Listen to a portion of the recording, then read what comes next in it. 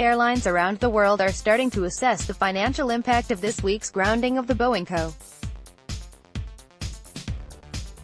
737 MAX jetliner, following the second deadly crash of the plane model in 5 months.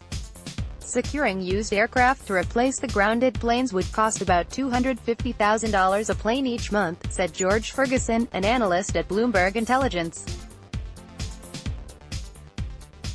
For Southwest Airlines Co., the biggest buyer of the revamped single-aisle workhorse, that would mean an extra cost of around $8.5 million for its 737 MAX fleet of 34 planes. But the world doesn't have enough used or parked planes to replace more than 350 grounded MAX jets, and airlines are likely to press Boeing for compensation. Ferguson estimates a cost to Boeing of at least $100 million a month just from reimbursing carriers. And that doesn't include the cost of a software update in the works or any other modifications that may be required.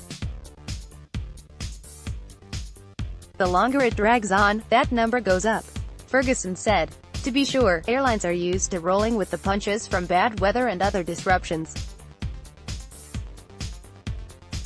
Flight cancellations from the MAX's grounding in the near term will likely pale in comparison to what airlines regularly suffer during significant weather events, Jose Caiado, an analyst at Credit Suisse Group AG, said in a report.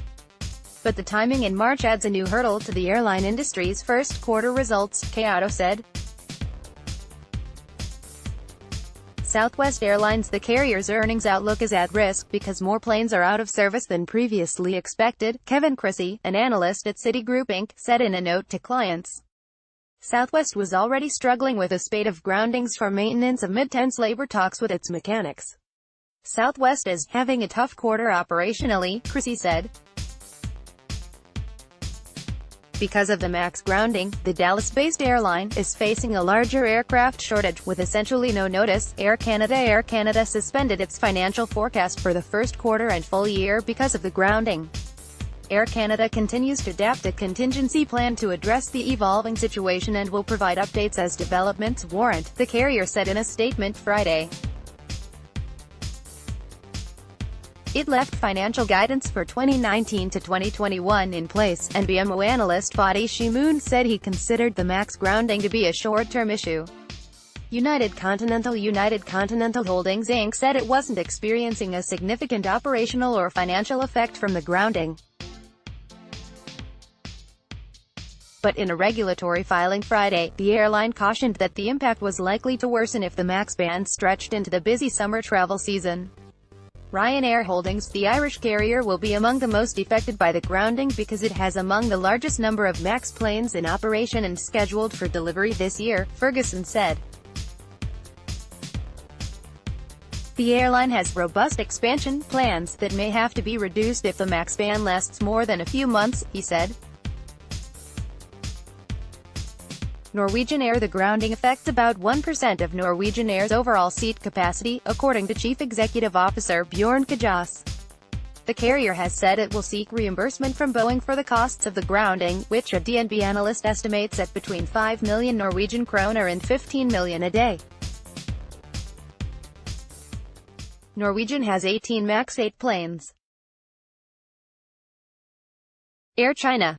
Southern Chinese carriers shouldn't see a material impact to profits or growth plans because the MAX accounts for 2.7% of combined air fleets in the country, said Rahul Kapoor, a Bloomberg Intelligence analyst. China Southern and Air China operated 24 and 16 of the models, respectively, too few for a huge blow to their operations and traffic growth, he said in a March 14 report. The impact to Chinese carriers' growth is also likely to be limited, as they have no major outstanding orders. But that could change in the event of a longer-term flight ban. China Eastern has said it wants to talk to Boeing about losses caused by the MAX grounding. Other Asian carriers' planned capacity growth by Indian low-cost carriers SpiceJet and Jet Airways, as well as Vietnam's Vietjet, are at risk of being delayed on Boeing's suspension of MAX deliveries, Kapoor said. SpiceJet, Vietjet and Indonesia's Lion Air are among carriers with the largest order books for the 737 MAX.